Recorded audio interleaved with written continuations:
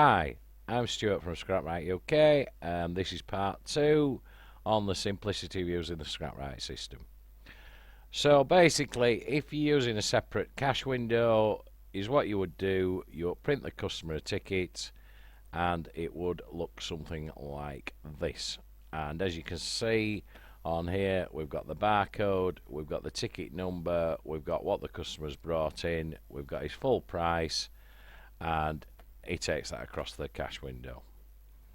Now, the cash screen looks slightly different to the ticketing screen. Basically, you set it up in the software so that when the cashier logs on, he or she gets this screen instead. So you can either choose the ticket, or if you have a barcode scanner, you just scan the ticket, it'll put the number in there, and it will search automatically for the ticket. So it's brought the ticket up that we created in part 1. So we've got his mixed brass, we've got his clean pyro, and we've got his lead wheel weights.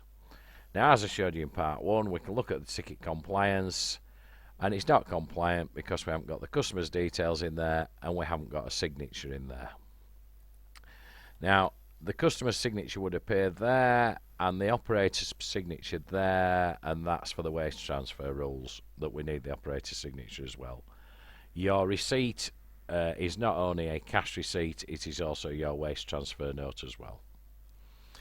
So is what I'm going to do, because I've set this up for a demonstration purpose.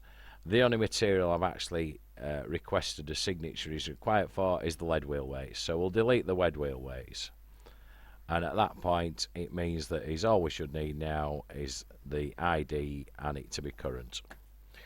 So at this point we can either create a new customer by scanning his ID and entering his details, or we can pick an existing customer out of the database.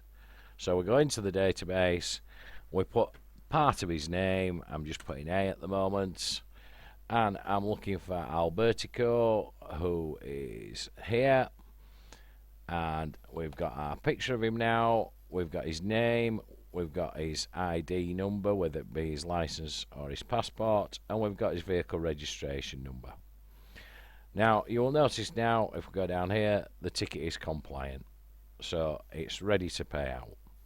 So at this point, we can pay him out, but if there's a problem, we can alter the ticket. So the clean pyro he brought in, we've just had word from the yard that it actually had, it was contaminated with concrete. So we can hit contaminate material. We can set these up however you want, but let's say it's contaminated with concrete, and we reckon there was about 10% in it. So we're going to deduct him 10% off his bill. So at that point, it alters his clean pyro, 10% deduction of weight due to concrete, which obviously it gives him a 10% deduction in cash as well. So now we're going to pay him out, so we hit pay out ticket. Now Albertico comes into our yard, and he comes in for himself, and he also comes in on behalf of these other 3 companies.